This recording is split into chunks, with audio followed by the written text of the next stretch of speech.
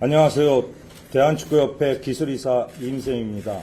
협회는 2026년 북중미 월드컵을 준비하는 새로운 축구대표팀 감독으로 홍명보 감독님을 선임하였습니다.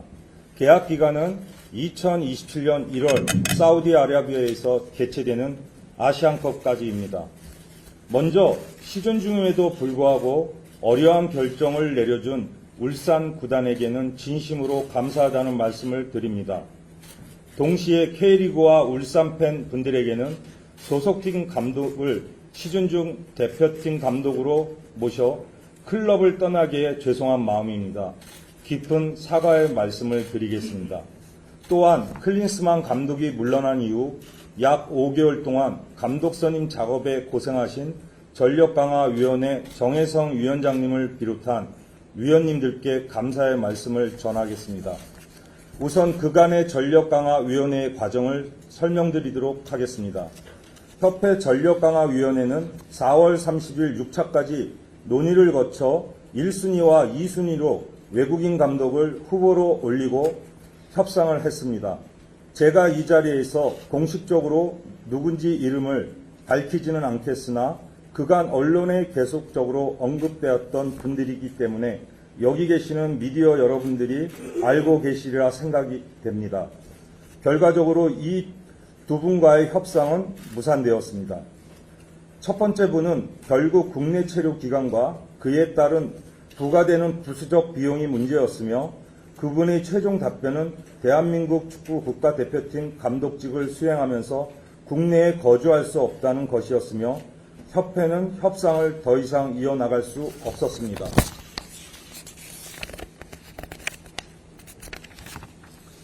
두 번째는 다른 국가 대표팀 감독 현직에 있었던 분으로 본인 자신은 현재 계약던 직을 정리하고 우리와 협상을 하고 싶어하는 의지가 많았으나 소속 협회와의 관계에 따라 무산되었습니다.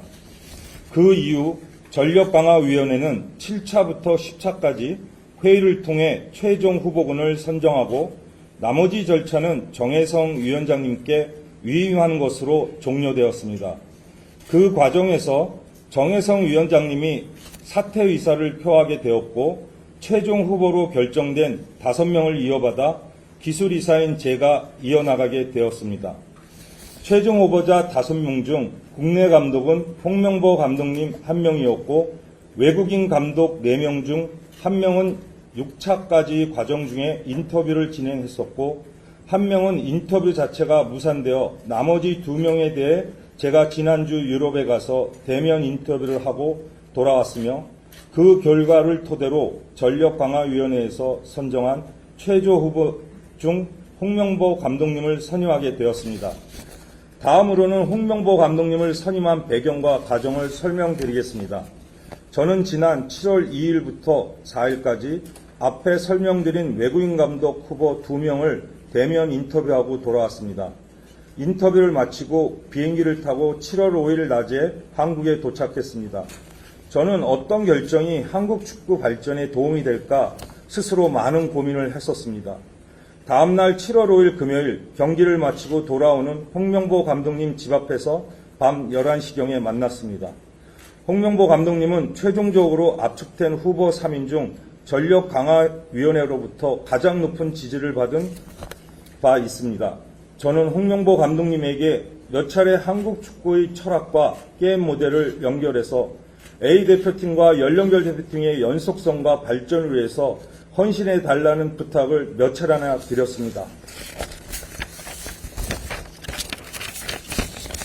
존경하는 한국 축구 팬 여러분, 그럼 왜 제가 홍명보 감독님을 선정한 이유에 대해서 말씀드리겠습니다. 아래 여러 이유들이 나오게 된 기준은 외국인 감독님 후보들에게도 동일하게 적용되었다는 말씀을 먼저 드립니다.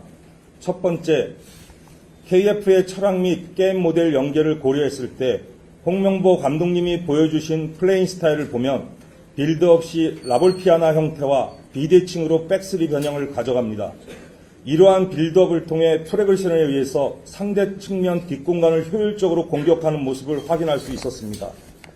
또한 선수들의 장점을 잘 살려 어태킹 서드에서 라인 브레이크와 상대에 맞춰서 카운터어택과 크로스를 통한 공격, 측면에서 컴비네이션 플레이 등 다양한 좋은 모습을 보여주셨습니다.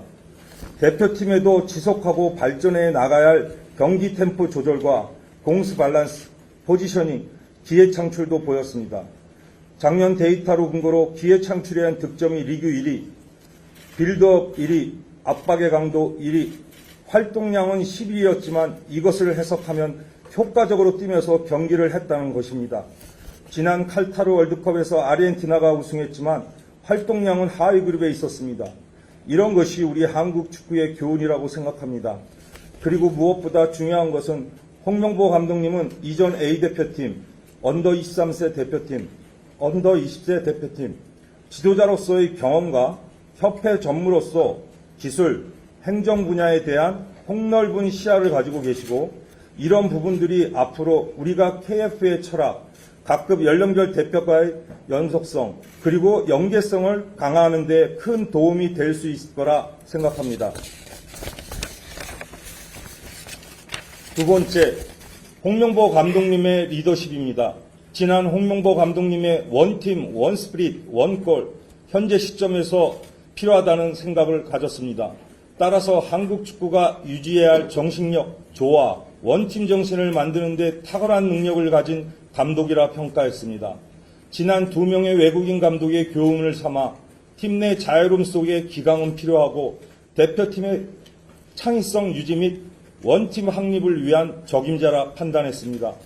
세 번째, 외국 감독의 국내 거주 관련 이슈를 교훈 삼아 K리그 우수 선수를 발굴하고 국내 선수 컨디션을 체크하고 연령별 대표와의 연계성과 지속성이 중요한 요소들이기에 국내 감독 선임이 필요하다고 판단했습니다. 네 번째, 외국 감독 후보자들과 비교해서 성과를 더 입증했다고 판단했습니다. 리그 2번 우승, ACL 4강 진출, 2025년 클럽 월드컵 진출, 22년과 23년 올해의 감독상, 언더 20세 월드컵 8강, 언더 23세 올림픽 동메달, 연령별별 성공 경험을 각급 대표팀과 공유. 다섯 번째, 당장 9월부터 월드컵 3차 예선이 시작되는 시점에 외국인 감독이 한국 대표 선수들을 파악하는데 시간적으로 부족하다고 판단했습니다. 여섯 번째는 대표팀 지도한 경험이 아주 중요하다고 판단했습니다. 클럽과 대표팀 운영은 다르고 단기간 소집 시 선수들의 장점을 최대한 끌어내고 단합시켜야 한다고 생각했습니다. 또한 지난 홍명보 감독님이 대표팀에서 실패한 경험도 상황에 따라 적극적으로 활용할 필요가 있다고 판단했습니다.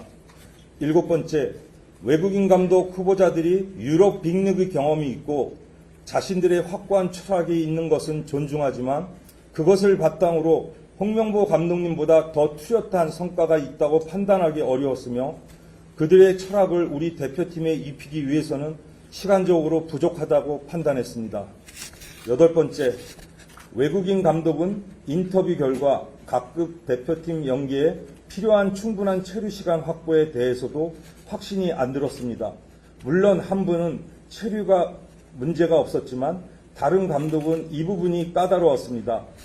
이전 재택 논란 재현 리스크 존재를 무시할 수 없었습니다. 마지막으로 저희 평가와 결정이 마음에 안 드는 팬들이 있더라도 우리 대한민국 축구 KF에 홍명보의 많은 사랑과 격려 또한 조언을 부탁드리면서 감사합니다.